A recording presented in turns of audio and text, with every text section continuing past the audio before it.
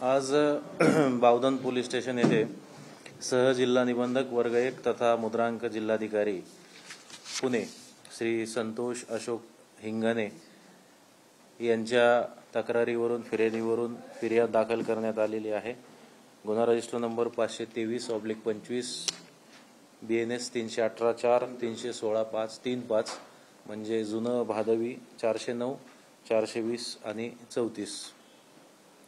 सदर फिर्यादीप्रमाणे क्षेत्र मुंडवा 40 एकर येथली दस्ताची नोंदणी ही बावधन पोलीस स्टेशन ज्युरिडिक्शनच्या अंतर्गत नोंदणी झाली होती। ही जी नोंदणी होती ही 20/5/25 ला दस्त नोंदणी झाली होती आणि त्या दस्त नोंदणीमध्ये मिसअप्रोप्रिएशन फसवणूक शासनाच्या मुद्रांक शुल्काची फसवणूक केली अशी फिर्याद या ठिकाणी संबंधित फिर्यादी यांनी दिलेली आहे। यामध्ये शीतल किशनचंद तेजवानी तसेच दिग्विजय अमरसिंह पाटील आणि रवींद्र बाळकृष्ण तारू सब रजिस्ट्रार अशा तिघांविरुद्ध गुन्हा दाखल करण्यात आलेला आहे। यामध्ये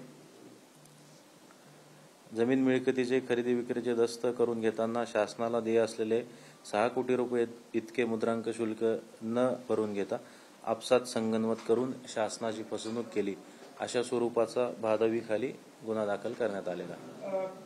कलम काय याच्यामध्ये लावण्यात सर तारूंचा काय रोल होता? यामध्ये BNS 316/5 BNS 318/4 आणि 3/5 या सदराखाली गुन्हा दाखल करण्यात आला। सर तेजवानीचा रोल काय होता आणि तारूंनी कशा पद्धतीने खरेदी केली किती साह्याला आले? यामध्ये शीतल तेजवानी जे आहे या पॉवर ऑफ अटॉर्नी होल्डर आहेत। यामध्ये त्यांनी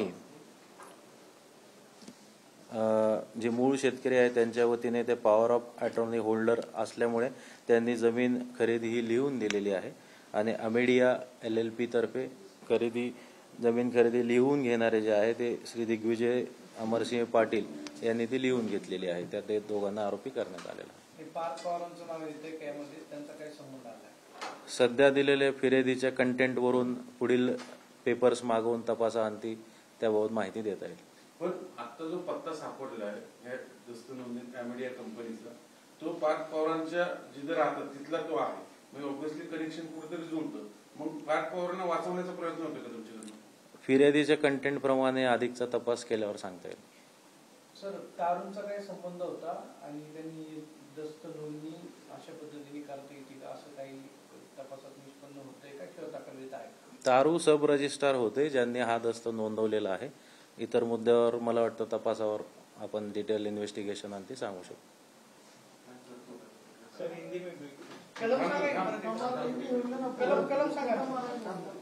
BNS 318/4 316/5 आणि 3/5।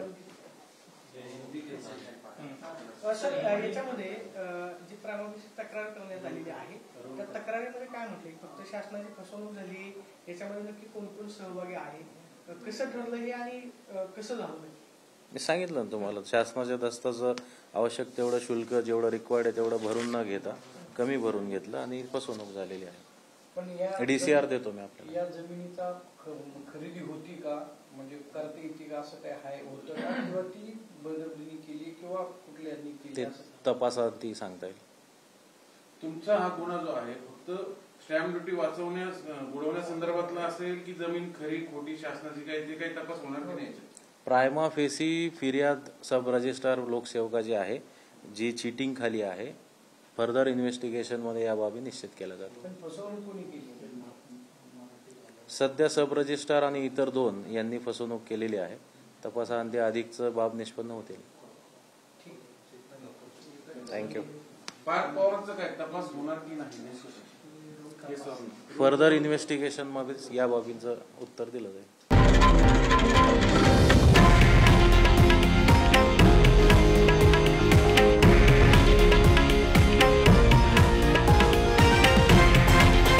हे आहे देशातील नंबर 1 न्यूज नेटवर्क आणि आपण पाहत आहात TV9 मराठी, एकमेव।